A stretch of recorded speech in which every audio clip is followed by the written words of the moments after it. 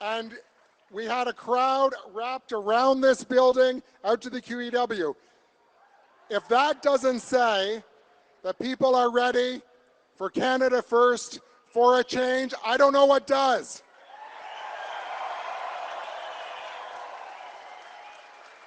So thank you for being here to send a strong message to Canada, to send a strong message to Mark Carney and those Liberals that change is coming. So my name is Dan Muys, and I'm the Canada First Conservative MP for Flamborough, Glanbrook. Soon to be Flamborough, Glanbrook, Brant North. And let me go off script for a minute and just acknowledge some of the candidates and MPs that are here. Larry Brock from Brantford Brant. Ned Kuruc from Stoney Creek. Tony Baldinelli from Niagara Falls. Connie Cody from Cambridge. Tim Crowder from Oakville West. Fred Davies from Niagara South. And I know Dean Allison is here somewhere too. And Hayden Lawrence from Hamilton Center. And our good friend Eric Alexander from Hamilton West Ancaster Dundas. And Baz Schlumers from St. Catharines. And Emily Brown from Burlington. And I think I have everyone now. Look at a couple housekeeping items before we get rolling. People ask, how can you help us in the next 33 days to make sure we bring this change to Canada? And there's a few ways to do that. Volunteer is the most important thing. We need people knocking on doors, pounding in those signs. So if you go to conservative.ca/volunteer, you can sign up. It'll get sent to all of us at our local campaigns. There's also a list of all the candidates there, and you can connect to our social media and our websites. If you don't have a sign on your lawn, let's get a sign up on your lawn. And if you can chip in a few bucks, that helps too. So those are 3 ways you can help in the next 30 days. Critically important. The last thing you can do is let's share all of Pierre's, all of the Conservative Party of Canada social media. Share, like, make positive comments. So if you have your phone with you tonight, hit share on Pierre when the live feed for Facebook starts for this rally tonight, so we can amplify this message across the region, across Ontario, and across the country. And it'll be on other social media platforms as well. So with that, we're going to give a few minutes before the next person comes up to introduce our guests of honor. Thank you. Let's bring it home.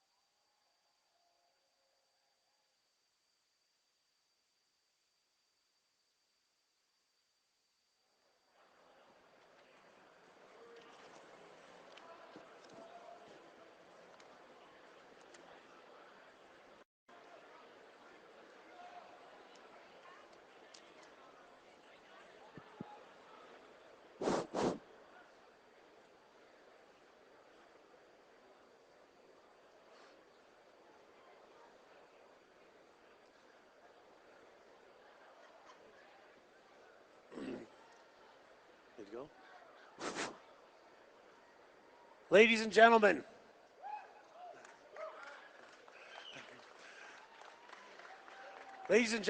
unfortunately, I'm not Pierre, but he will be here shortly. My name's Nathan Bergstrand. I'm the business manager of United Association, Local 67, plumbers, pipe fitters, and steam fitters here in Hamilton.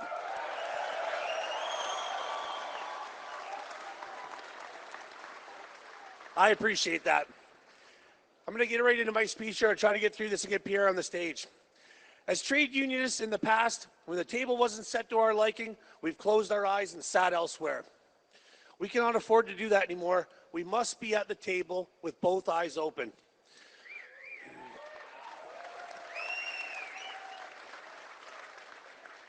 The fundamental value of money, the money you work so hard for, is currently being undermined. A dollar isn't worth a dollar anymore. Groceries have gone through the roof, bills are way up, rent is doubled, mortgage rates have gone feral, and believe it or not, there's a tax on the very air you breathe. We can thank the Liberals for that. As union members, we care for those around us and those that came before us. We take care of any extra medical needs through our benefits. We take care of ourselves during retirement through our pension, and fund social committees for our members to have an affordable social outlet. We supplement ourselves during times of unemployment with our sub-plans, during times of need with our benevolent fund, and at times of distress with programs such as the Novo. We don't need handouts. We need work, safe streets, a strong dollar, affordable homes, and the freedom to responsibly own and use our legal firearms.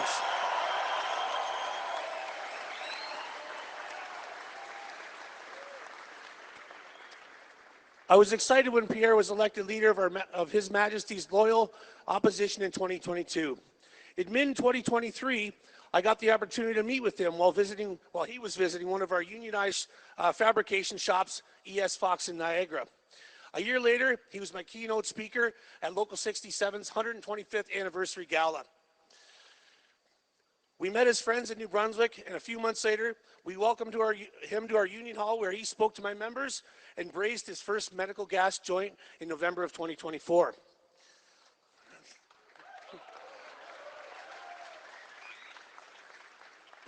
Sadly, a week after the anniversary gala, my best friend and business agent, Ken Luxon, was tragically killed in a motorcycle accident. Rest in peace, Ken. Within days, I received a personal phone call from Pierre with his condolences.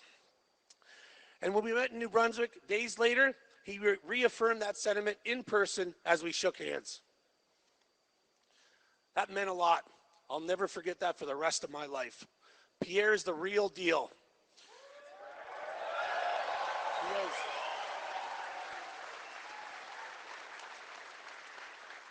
He was one of the first voices in Parliament to foresee the inflation crisis long before anybody else. We all know that.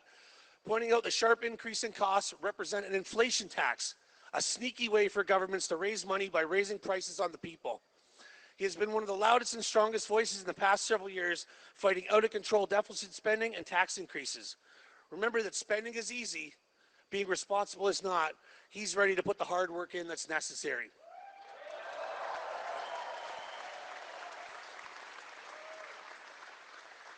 And today we face an unprecedented threat to our jobs from the South. Justin Trudeau and the Liberals have weakened Canada, and now his hand-picked replacement is a corporate sellout of the worst kind.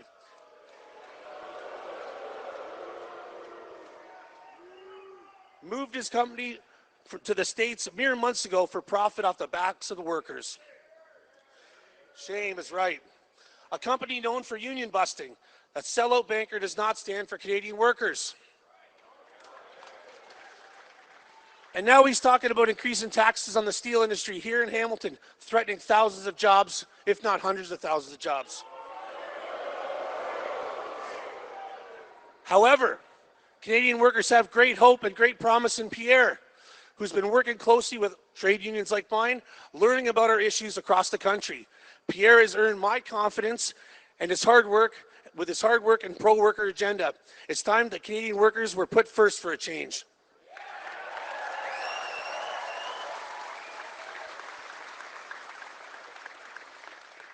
That is why I can proudly say, From Telephone City to Steeltown to the Falls, the journeyman apprentices, represented by the United Association Local 67, endorse Pierre Poilievre for Prime Minister.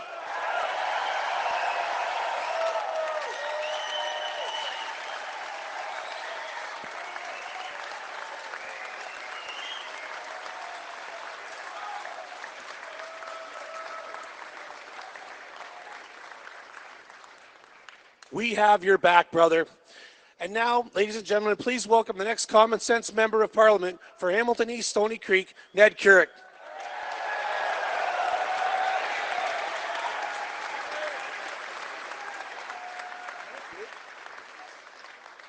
Hello, everybody. My name is Ned Kuruc. I am your Common Sense Conservative candidate for right here in Hamilton East Stoney Creek. And who's ready to make Canada blue? First, I would like to thank Sabrina from Faro International for hosting us today, and I would like to thank all the staff that made this possible. Thank you, thank you, thank you, thank you, thank you, thank you, thank you.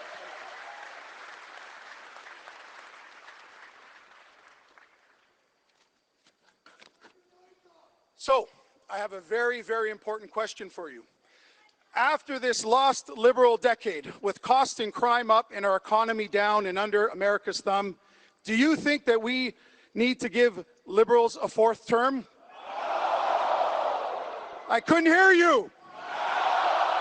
Again! Is it time to put Canada first for a change with a new Conservative government that will axe taxes, build homes, unleash resources, stop crime, and bring home jobs to stand up to Trump from a position of strength? Absolutely. Common sense Canadians like you know we need change. And the person to make that change happen is our next Canadian Prime Minister, Pierre Poilievre.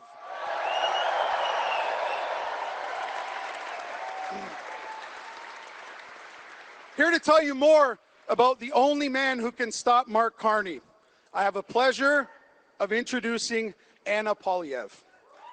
Yes, yes. Anaida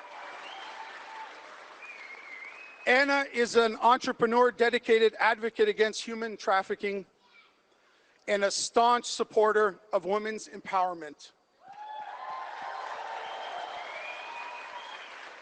Born in Venezuela and raised in Montreal, Anaida moved to Ottawa in 2006, where she met her future husband, Pierre Poilievre, in 2012, and they married in 2017. Yes. An active member of the Conservative movement, she's the driving force behind the Conservative merch and Pierre's #1 supporter. Yes. In 2024, she launched Their Stories Matter, an online platform dedicated to giving a voice to survivors of human trafficking. Anaida is committed to supporting women and elevating them through her online magazine, Pretty and Smart Co., and her Lead Her Forward initiative, which seeks to pay it forward by inspiring, connecting, and elevating women. But she will tell you that her greatest accomplishments and most important roles are being a supportive wife and the proud mother of Valentina and Cruz. So, without further ado, ladies and gentlemen, please welcome Anaida Poilievre.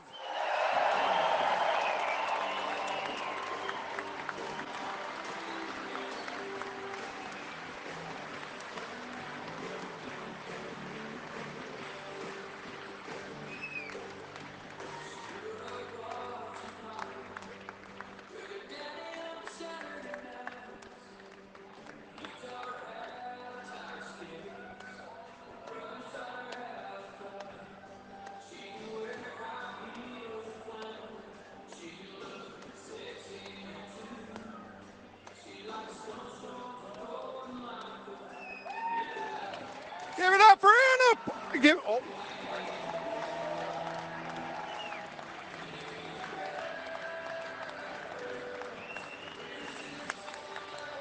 Thank you.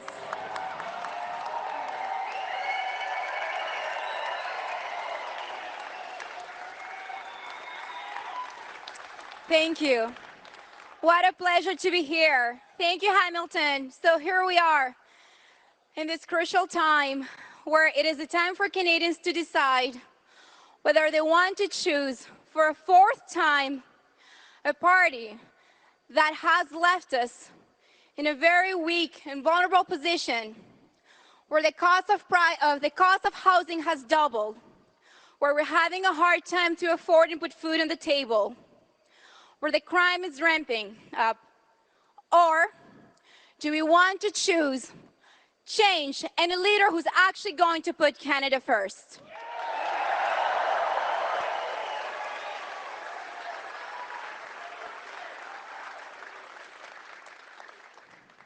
This journey for my husband and I began about 3 years ago when my husband announced that he was going to run for leader. Ever since, he's been traveling from coast to coast to coast so that he can speak with the people, to hear them out, to truly, really be there with all of us and understand what's going on. Because what we need is leadership and a government for the people, by the people.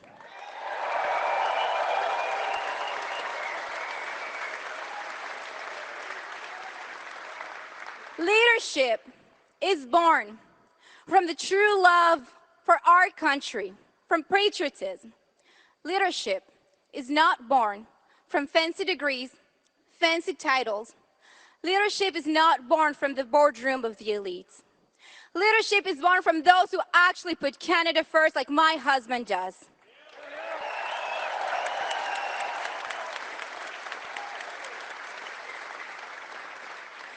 And while this journey began 3 years ago, for my husband, it has been a long life commitment. And that is something that the opposition looks down on. But I say, you should not look down on our democracy. My husband has been here at home most of his adult life, fighting for all of us by our side, putting our country first.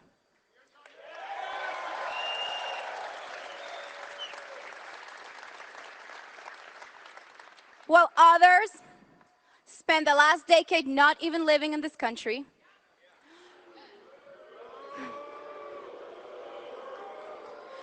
actually promoting investments and investing his own personal money against Canada's interests. Pierre has been here all along, fighting with us by our side, and they should not look down on that.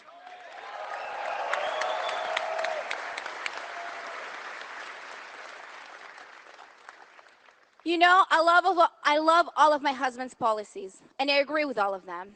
But I truly believe that it is also important to understand the why we do this. Who is really the person behind all of this? Because that truly matters. And who is the family behind all of this? My husband, he was born from a teenage mother, and he was given out for adoption to 2 school teachers. His family worked really hard to make ends meet. Pierre has worked really hard for everything in this life, and nothing was given to him. I was born in Caracas, Venezuela. And my family immigrated here in 1995. We lived in the east end of Montreal. My father, he had to work really hard. First job was collecting fruits and vegetables. Eventually he had 3 minimum wage jobs so that he can make ends meet. It was really a struggle. By the time that I was 17, I had moved out of my house and I was financially independent. By the time that I was 19, I moved to Ottawa. I took a student loan, put myself through university. I worked full-time and studied full-time. And by the time that I was 25, working in the Senate, I had a job, and I was making about $50,000 a year. And at 25, a single woman in 2012, I was able to afford a little house in the suburb area of Ottawa.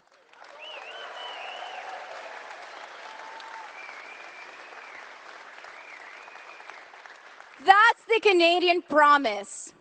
That if you work hard, you can make it. And that's what my husband is fighting for.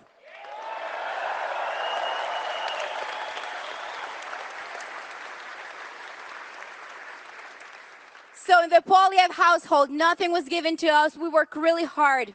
And we've been fighting all by your side. Ladies and gentlemen, that's what we need for leadership. A man who's for the people.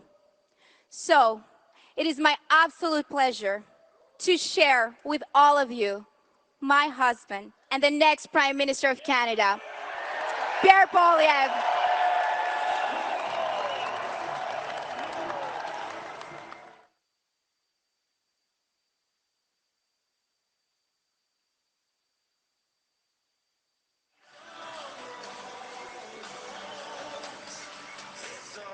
Buddy, good to see you. Thank you. Great to see you. See you, buddy. Love you back. Thank you very much. Good to see you. Thank you. Thank you.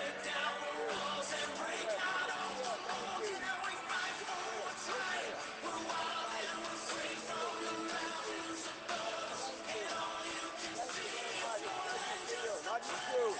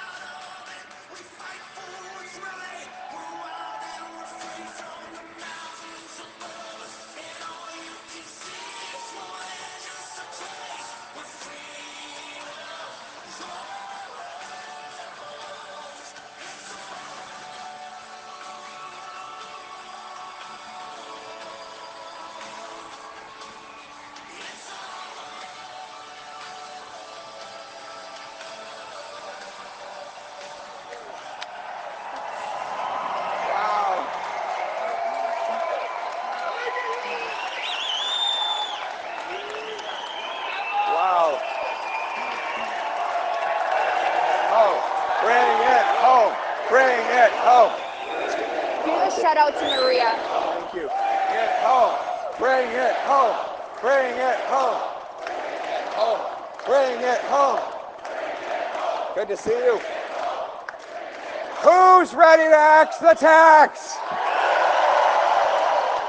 Who's ready to make some steel? Who's ready to bring home the great Canadian promise? Wow, what an incredible introduction. Let me start by giving a grand thank you to the amazing Nathan Bergstrand. Nathan Bergstrand with the United Association, business manager. Give him a round of applause. A great union leader.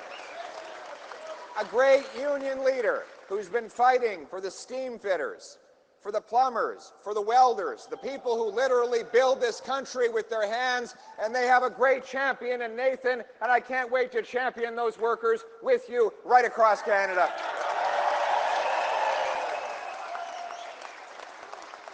Incredible. Incredible, the thousands of workers who've been trained, represented, grieved for, and who've had their wages improved, their safety protected because of this incredible union that has fought for its people. You know, it's the union history of Hamilton. Great unions fighting for the rights of their workers on the floors at Stelco and DeFasco. Over 100 years of steel history. We have any steel workers in the house?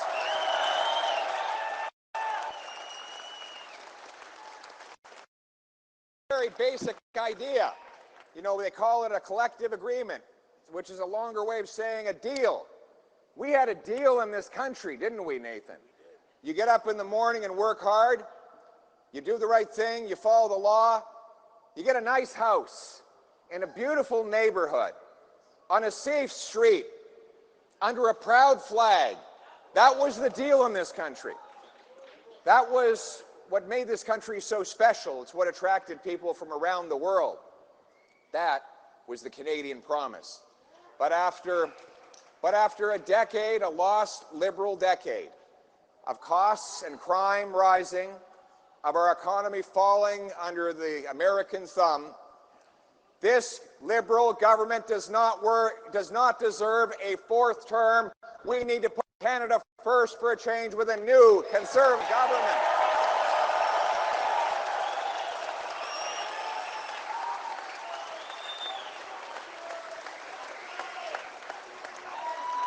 Thank you very much. What a crowd. What an incredible crowd here in the Hammer. Look at this crowd. You know, the Liberal establishment has said that their party deserves a fourth term in power. They replaced the much-hated Justin Trudeau with his economic advisor and hand-picked successor and said you should just forget about the last 10 years where they doubled housing costs, doubled the national debt, doubled the lineups at our food banks, doubled violent crime, and they said, elect them for a fourth time. The Liberal establishment has anointed our next leader, who's not even been elected, but is also already acting like he runs the world. This guy, and I don't want to run the world. I want to put you back in charge of your life. I'm not running to take power. I'm running to give it back.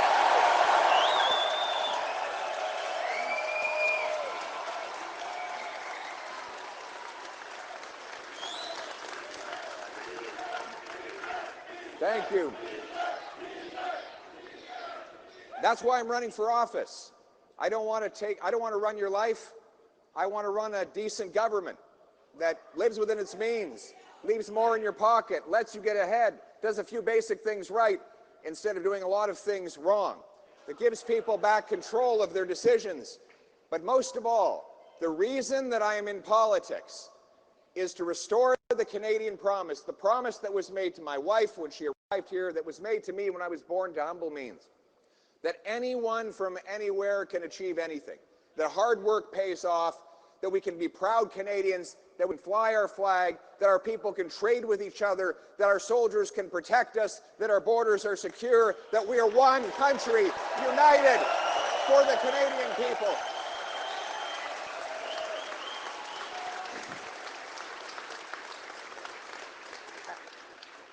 Après 10 ans des libéraux, ils ont brisé notre système d'immigration, ajouté 100 000 fonctionnaires, doublé notre dette nationale et le coût de logement aussi.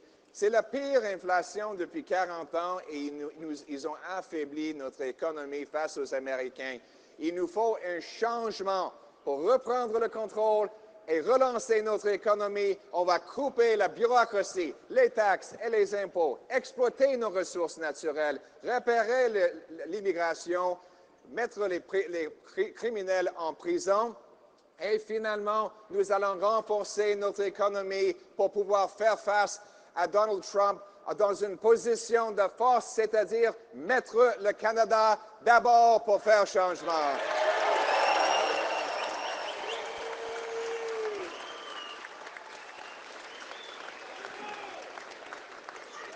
Now, we know that Donald Trump would like to have Mark Carney, a weak liberal, in charge of our country.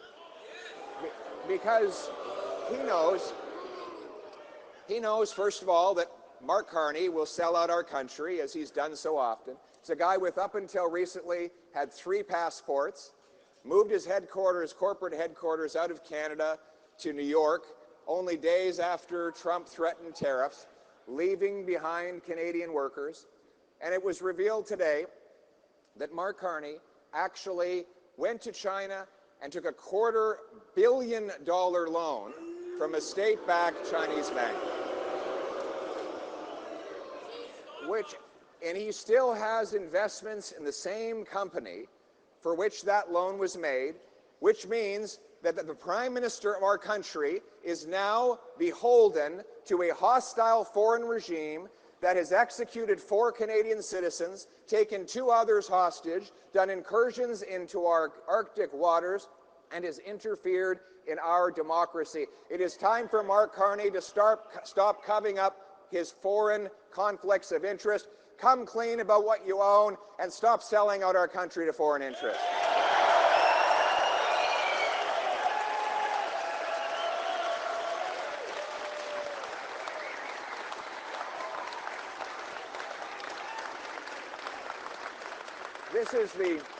This is the globalist ideology, which seeks to shut down our resource sector and move jobs abroad, bring in big, heavy taxes on our citizens, while importing goods from countries that pollute far more. This has destroyed the working class in our country. Meanwhile, they print money, driving up the cost of housing and food, forcing our people to go to food banks, and are blocking an entire generation from ever owning a home. That is what has been the result of the last 10 years. My friends, the last 10 years have been about the Liberals. I'm here to say that the next 10 years are going to be about you.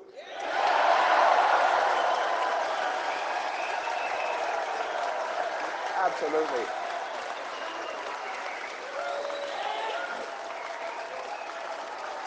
Hey, good to see you guys. Thank you. We are unleashing a beautiful Canada First plan. They will put Canadians back in charge of their country and put you back in charge of your wallet. It starts by bringing back our jobs and our industry so that we can once again be a self-reliant nation that stands on its own 2 feet. Yes. We know that what has driven the money away, capital goes where capital grows. And extremely high taxes in Canada mean that more and more industry is forced to leave for places where they can get a better business environment and lower taxes. Higher taxes on energy, investment, work, and home building mean less gets done in this country. But we're going to reverse that. I've announced that we will pass a big, beautiful, bring-it-home tax cut on investment, work, home building, and energy that will incentivize our economy to be strong again. Income tax. Income tax, the worst tax. Income tax is... I was talking about that incredible meme that I saw online the other day. There was a kid in a park with his dad, and the kid was crying, and he said to Dad, "What is an income tax for?" And the dad said to the boy, "It's just like your high school report card, except the reverse. The harder you work, the more you get punished." Income tax is the fine you pay for the crime of working hard. The more you work, the more you pay. And that's why people say they put in an extra hour, earn that extra bonus, get that extra shift, and they look at their pay stub at the end of the month, and it's one tax after another. It's not worth it to work more. That's why I've announced that a Canada First Conservative government will cut income taxes by 15% to make work pay.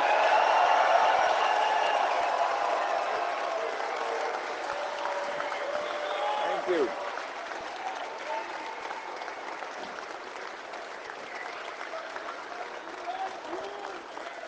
Lower income tax. Anybody over there want an income tax cut? Anybody out there think that you should get more of your paycheck and that the government should get less? Yes. And that's what's going to happen. An income tax cut will mean our workers and families have the ability to spend more in local businesses, which will create yet more jobs for workers who will pay even lower taxes. These tax cuts will apply to every single person who pays income tax. It is a tax cut for retired seniors who are on a fixed income. Are we any of those here today? Lots of them. It is an income tax cut for the waitress who is struggling to feed her children but works hard every day to get that extra tip. She'll be keeping more of the tip, and more of that will go into nutritious food for her wonderful kids.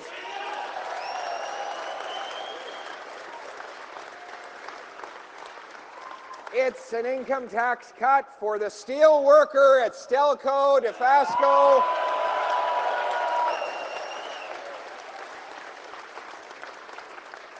And it doesn't stop there. Not only do we want you to bring home more of your paycheck, you need a home to bring it to, right? So we've got to build the homes. Right now, the biggest part of the cost of any new home in Ontario is taxes. Nationwide, it's the same story. 30% goes to taxes. Another 20 to 30% goes to bureaucratic delays. The time it takes to get a permit, the rezoning, the lawyers, the accountants, the lobbyists, the bureaucracy, the side fees. In fact, more money from a new home today goes to bureaucrats in office buildings than goes to the carpenters, electricians, and plumbers who actually build the homes. And to add insult to injury, those carpenters can't even afford to live and buy the homes that they built.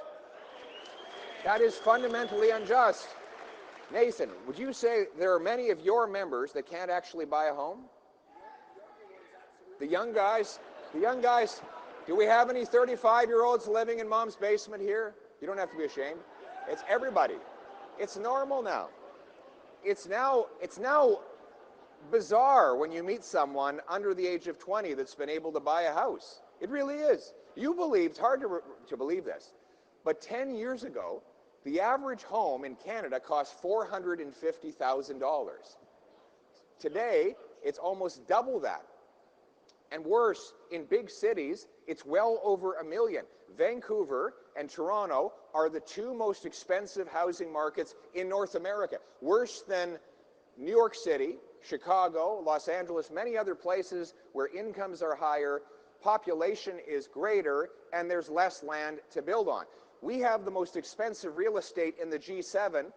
We have the fewest homes per capita in that group, even though we have by far the most land to build on. So tell me this, we have 10 times as much land to build on per person as the next closest country, and somehow we have the fewest homes. But what's the cause of that? Government bureaucracy, government gatekeepers. Now, let's be very clear about this.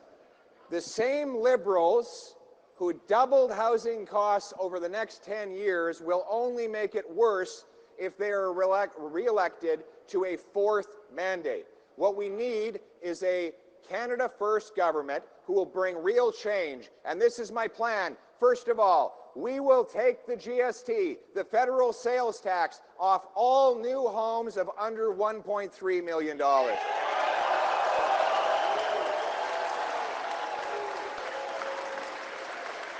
Build the homes. Build the homes. Build the home. Build the home. Build the home. But we're not done there. We're giving billions of dollars of federal money right now to municipalities. The Liberals have encouraged those local governments to build up their gatekeeping bureaucracies that stop building from happening and give us the second slowest building permits anywhere in the OECD. I will require municipalities, as a condition of getting their federal funds, to speed up permits, free up land, and cut development taxes to build 15% more homes every single year.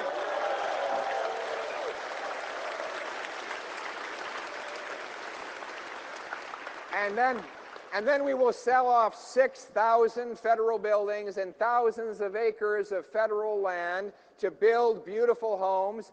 And you know something, it just warms my heart to think of the beautiful U-Haul truck rolling up with a wonderful family in it to move into their wonderful new home in the former headquarters of the CBC.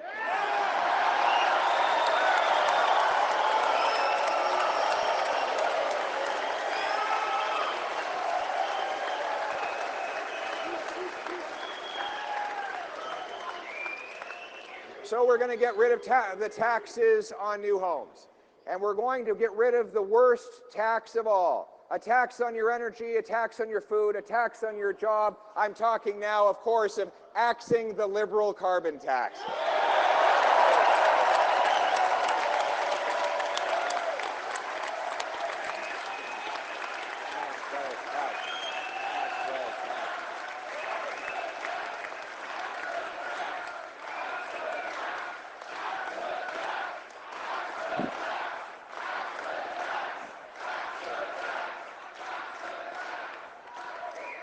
So, first of all, the father of the carbon tax, of course, is Mark Carney. Mark Carney.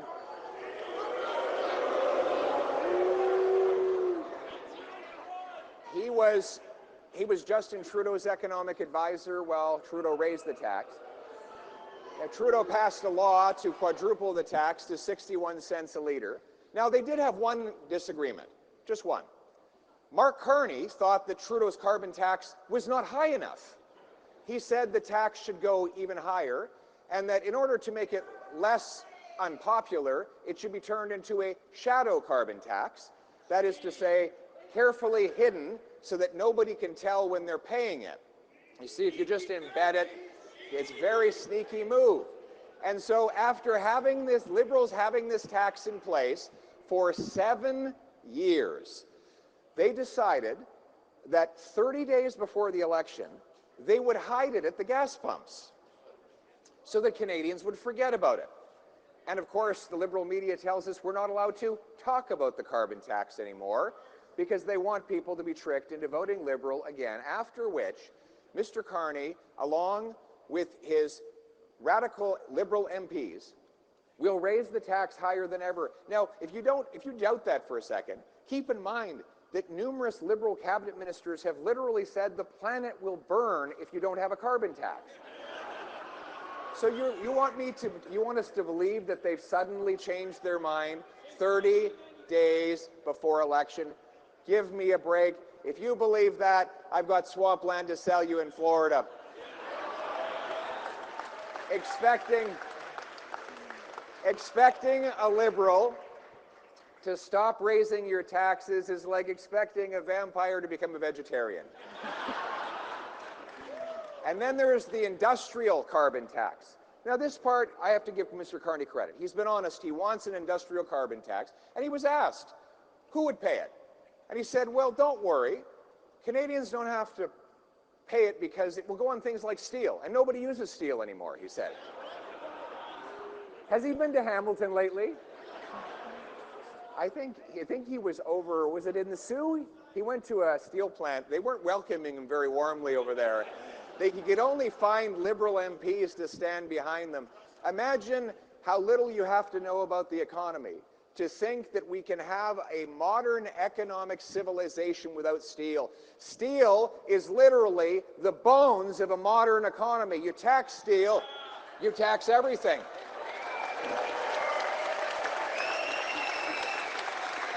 And that is one of the reasons. That is one of the reasons why Conservatives, a new Conservative government, will put Canada first by axing the carbon tax for everything, for everybody, for real, for good, for a change.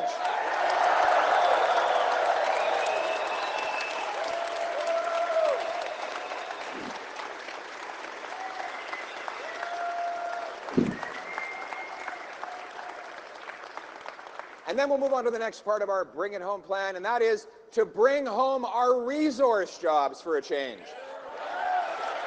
Our minerals, our oil, our gas, our stuff has to come out of the ground. It has to be refined and improved here, and it has to be sold to other markets than the United States so that we get the benefits in this country and we stop subsidizing the Americans and the Chinese and the others.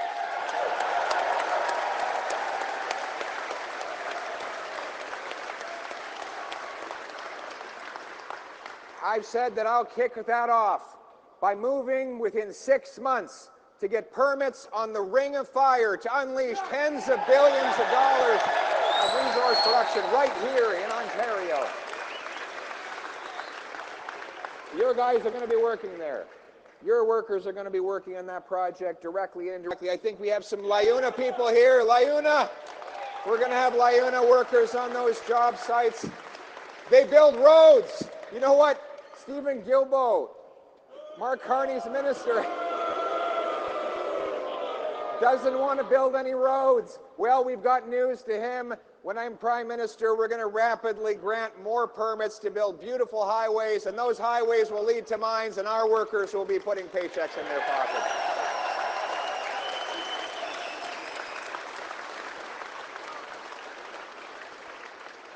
We're going to approve pipelines made with Canadian steel.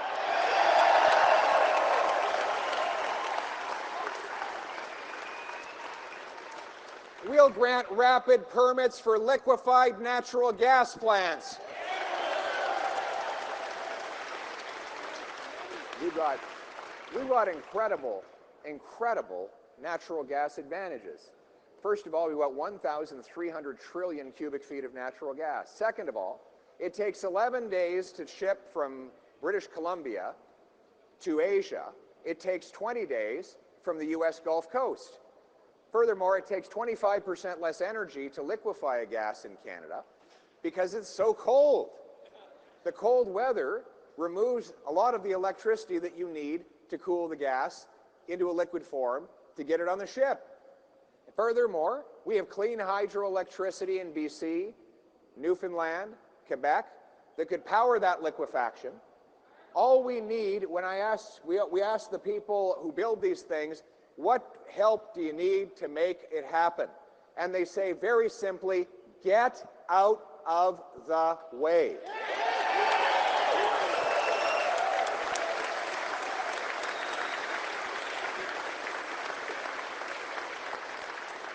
We're going to repeal C-69, the No New Pipelines law, and replace it with a new law that will allow our builders to get permits within no more than 1 year and ideally within 6 months. We will pass something called shovel-ready zones. Here's the idea. We sit down and we look at the places where good industrial activity should go. Pipelines, mine, power stations, data centers. And then we draw a circle around it. We grant permits before we even receive an application. We publish the specifications and the standards that the builders have to meet to protect the security of the population and our local nature. And then we get out of the way and let entrepreneurs lock arms with workers and get the shovels in the ground. That's how we're going to get these projects going. We have incredible opportunities, my friends. In the States, the big tech companies are all building these data centers. Meta, Microsoft, the others they're actually buying nuclear plants of their own because these data centers are electricity consuming beasts. That's what they need. We need them here. You know, this is to power artificial intelligence. You know, we have a lot of artificial intelligence in the government. It's a different type.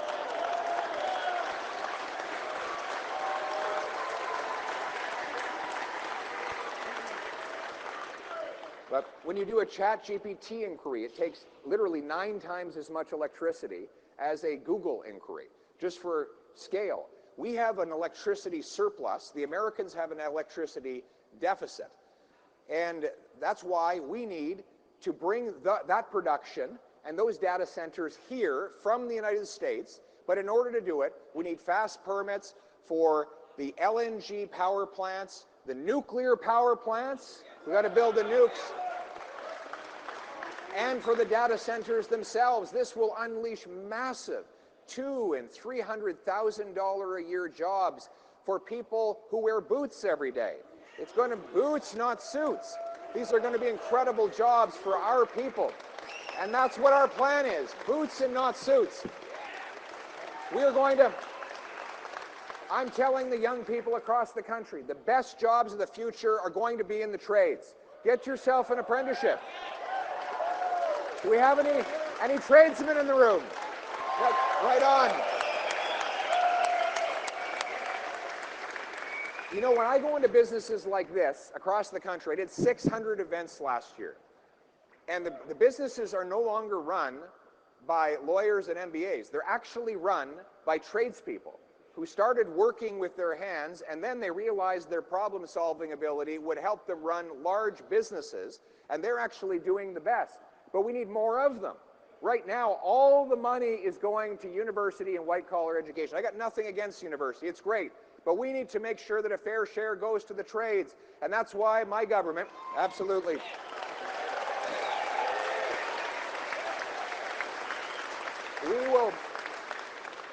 We're going to bring back the $4,000 apprenticeship grant to help our young people with the cost of an apprenticeship. And we'll partner. We will partner with our union friends in great organizations like the United Association, like LIUNA, like the Boilermakers and others to build big, beautiful training halls that will train 350,000 young tradespeople for the future. Boots, not suits. Boots, not suits.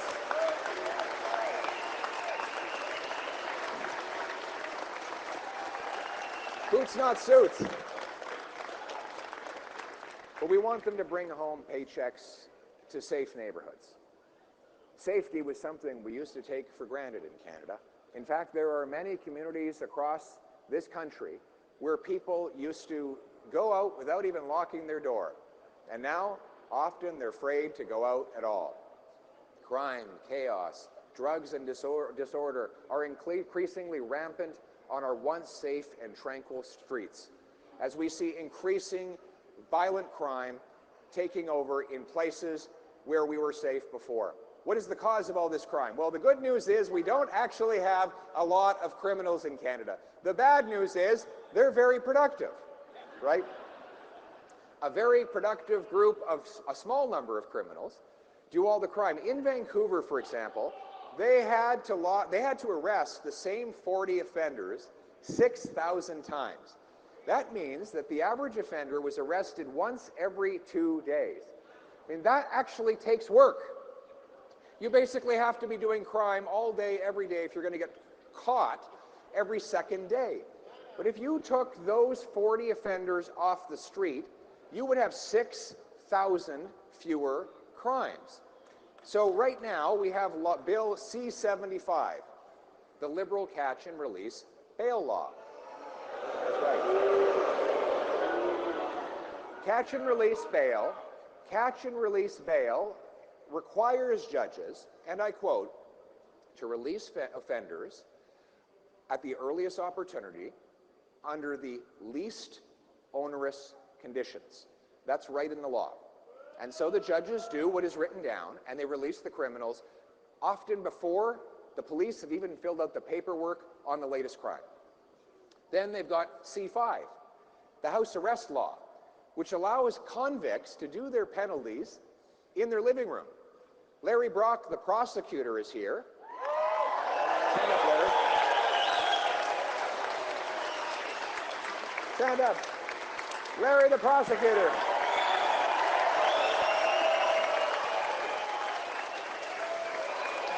Oh yeah, stop the crime. Look at that. He was literally, you were literally a Crown attorney, weren't you? Yeah, so he's put, for 20 years, you put a lot of bad guys behind bars, eh?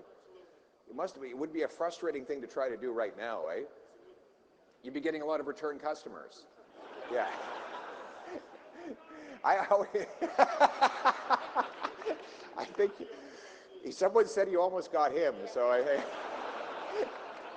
I think he snuck out just under the wire, that guy over there. I'm sure he's a harmless guy, though. But in truth, it's funny that the joke is not really a joke. The police tell me that many of the criminals don't even try to avoid getting caught anymore, because it's actually more hassle to avoid getting caught than it is just to go in and go out. Anyway, house arrest means that if you're a chronic car thief, you can serve your sentence in the comfort of your living room, watching Netflix, or playing Grand Theft Auto, or walk out the front door and do the real thing all over again. And then you've got C-83, the despicable law that has allowed Paul Bernardo to move out of a maximum security penitentiary. My friends, if you re-elect the Liberals to a 4th consecutive term of soft on crime, you will have more chaos and violence in your streets. If you're ready to put Canada first for a change, Canadian safety first for a change, then you need a new Conservative government.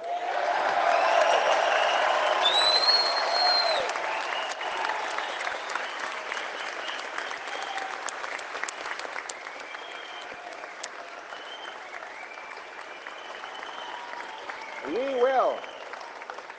Our plan will repeal C-75, the catch and release law, and C-5, and we will bring in a new rule. Repeat offenders will be ineligible for bail, probation, parole, or house arrest. Jail, not bail.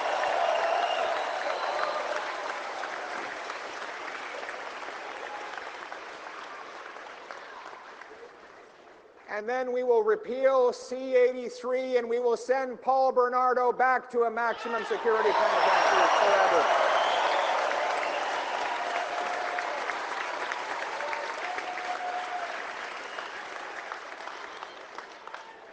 And then there's the drugs, the opioids. We know what happened.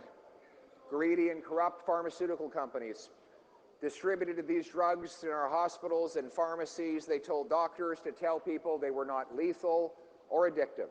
They were just a harmless way to make aches and pains go away. Often working class communities where people had job-related injuries would go to their doctor and say, "What can you do about my hip or my back?" And they would get overprescribed.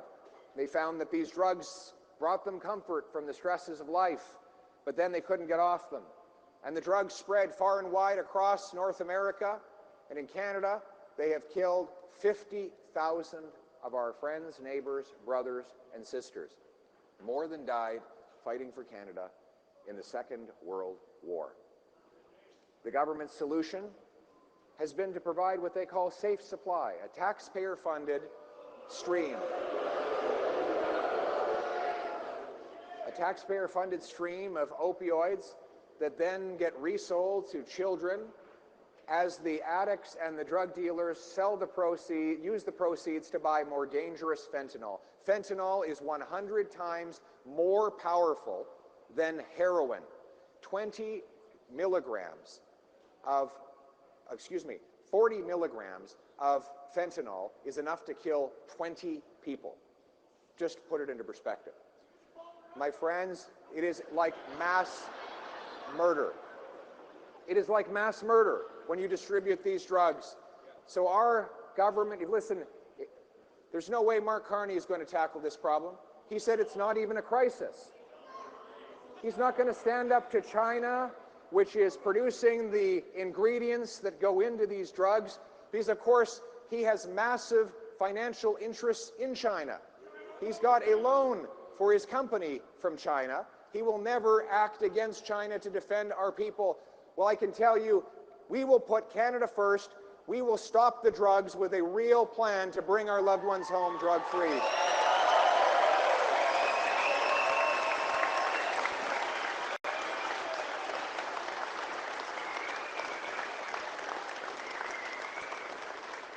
So here's the plan, my friends. First of all, we will declare that selling over 40 milligrams of fentanyl is equivalent to being a mass murderer. There will be life sentences for mass traffickers of fentanyl. Absolutely.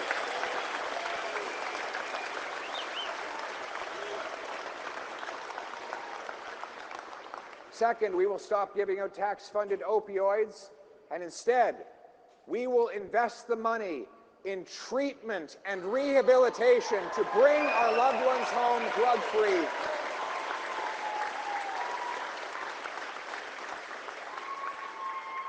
Beautiful places like the Oak Centre in Winnipeg, where they bring young people off the streets, give them counseling, group therapy, detox, physical exercise, yoga, sweat lodges for First Nations. They lift people up, cleanse their bodies of their poisons, repair their souls, help them get into a home and a job, and start their lives all over again. My message to anybody who's struggling with addiction out there, hang on, have hope, help is on the way.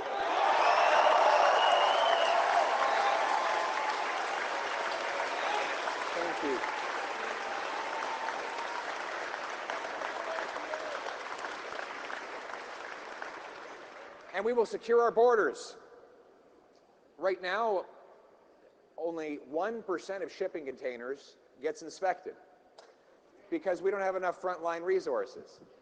Meanwhile, the government is spending billions of dollars confiscating lawful property from licensed, law-abiding, trained and tested hunters and sport shooters. Which of course makes absolutely no sense, because if you've got a license, it means by definition you're probably not a criminal, right? Criminals don't go out and get a license to buy a firearm. It's crazy. It's common sense. Over 80% of the guns used in crime in Toronto, according to the police, are actually illegal guns smuggled in through the Canada-US border. So here's my common sense plan. We're going to have high-powered scanners that can look right into the shipping containers and intercept the drugs, guns, and stolen vehicles. Here's how it would work. You imagine the inspectors are there.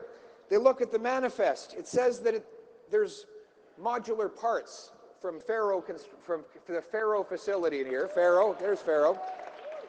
So it says that there are these beautiful modular parts inside there. But you look at the scanner and it turns out it's a beamer. Well, then you pull the beamer out, you call the guy on the VIN, and you say, were you planning to send your beamer to Turkey today? And he will probably say, no, I was going to drive it to work. I work at Faro. I was going to go in, but I had to call them and tell them my car was missing this morning. And so they said, well, it's okay. We've got it over here at the port. We'll give you your car back. And then you find out who booked the shipping container, and you say, you're under arrest. You have the right to remain silent. It's pretty simple.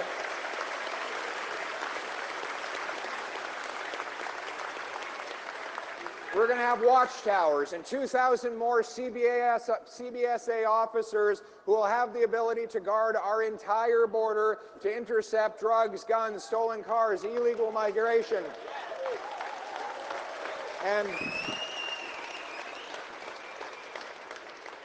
And we will pay for all of this by cutting back office bureaucracy, overpriced consultants, and canceling the confiscation of the property of licensed, law-abiding, trained and tested hunters and sport shooters.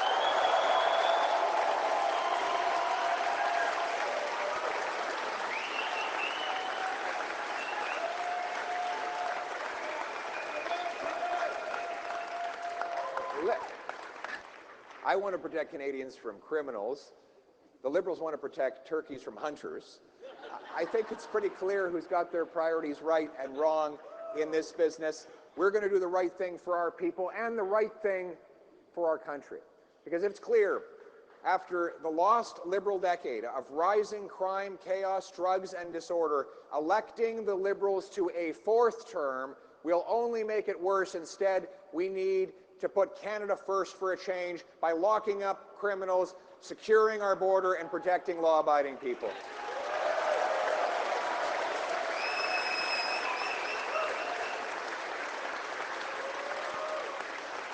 But putting Canada first means also rebuilding the great Canadian Armed Forces.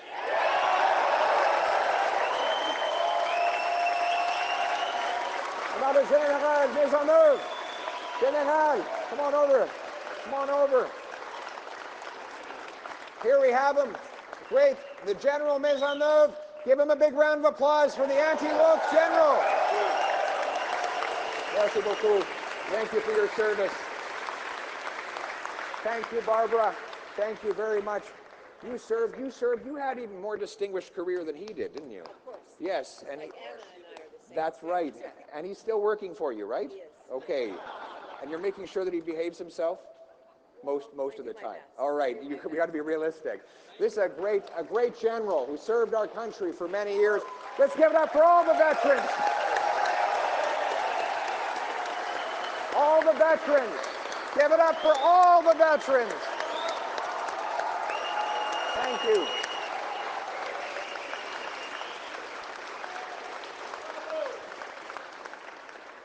going to buy 4 new massive icebreakers that will take back our northern seas. We will procure more submarines, Poseidon aircraft, fighter jets, and we will also invest in the first post-Cold War Arctic base for Canada, CFB Iqaluit.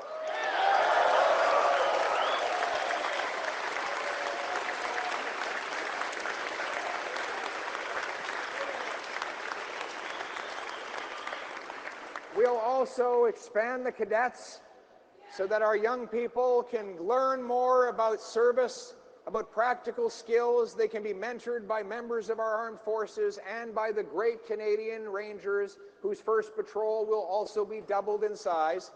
This will allow us to take back control of our Arctic, exert our sovereignty. We're going to take control of our economic and military destiny and show all the nations of the world that we are able to stand on our own 2 feet and protect our nation for ourselves.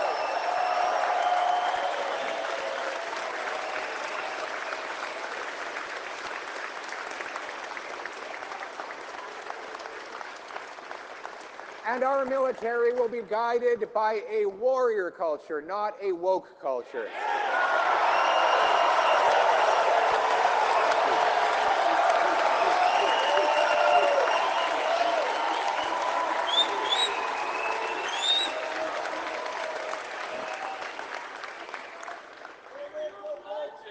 Thank you.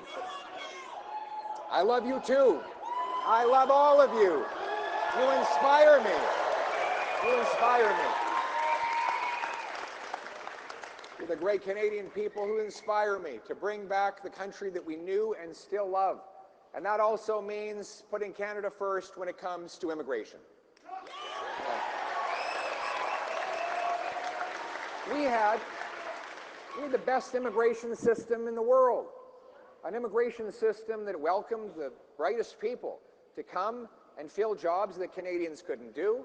All of the waves after waves of those who came and ended up on shop floors in places like Hamilton with nothing but a suitcase and a dream. That worked because we brought people in the right numbers. We screened to make sure that they were the kinds of people we wanted. They followed the law, they worked hard, and we were able to ensure that they had homes and health care and jobs because the numbers that arrived were consistent with what we could absorb. But after the lost Liberal decade, that there's been a massive change as the globalist agenda that the Liberals call the Century Initiative took over. Today we found out that the same Liberal immigration minister who implemented the Century Initiative to grow our population by over 1 million people every year is now running again for Mark Carney. If you think it is the same Liberal MPs, the same Liberal ministers, the same Liberal strategies, the same Liberal agenda, the same last-minute Liberal promises, which will mean you'll get the same Liberal results, including on immigration. We've seen massive fraud in the international student program. The temporary foreign worker program has been abused by corporate elites that use it in order to drive down Canadian wages by bringing in excess numbers of people from extremely poor countries. Even international human rights bodies have pointed out the abuses that this system has brought under the Liberals. And the Liberals will continue doing it. They continue to stand by the Century Initiative. Just the other day, Mark Wiseman, who, along with the Globe and Mail, which actually sponsors the Century Initiative, Mark Wiseman is now advisor to Mark Carney, and Carney refuses to disavow it. My friends, our common sense Canada First approach rejects the Century Initiative. We will get back to common sense immigration, where we bring in only the number of people that we can absorb into our housing, our health care, and our jobs.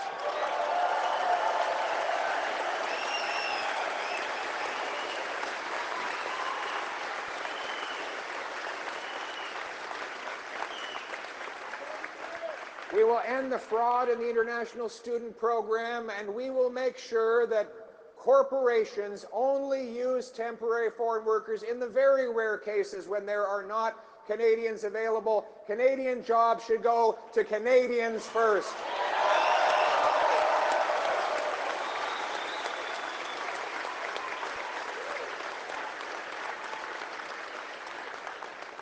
You will reject all of these schemes, and I will ban all my ministers from any involvement in the World Economic Forum.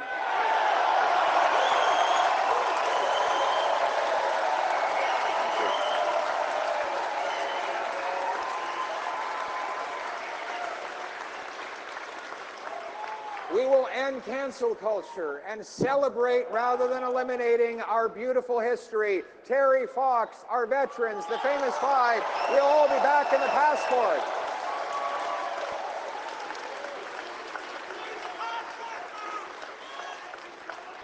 We're going to stand up for our history and be proud of our country. We're going to end this post-national ideology the Liberals have imposed on our country. We are going to stand up for who we are and what we believe, and we're going to put our own people first. We will be a nation that brings home its jobs, that trades with each other, that looks after its people, that secures its border, that rebuilds its military, and honors its legendary past. We will go forward with confidence, knowing that we have the strength to stand on our own 2 feet, stand up to the Americans, and be a proud and united nation across the land.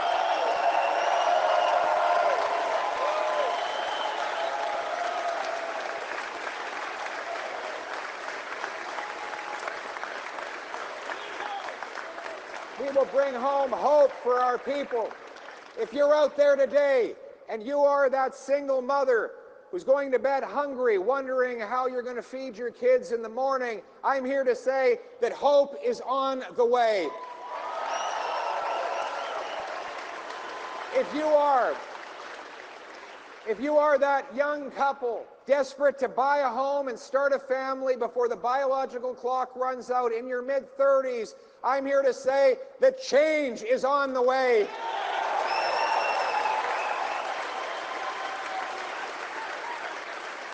If you are an elderly couple choosing between eating and heating and wondering what happened to the beautiful country that you knew and still love, I am here to say that both hope and change are on the way.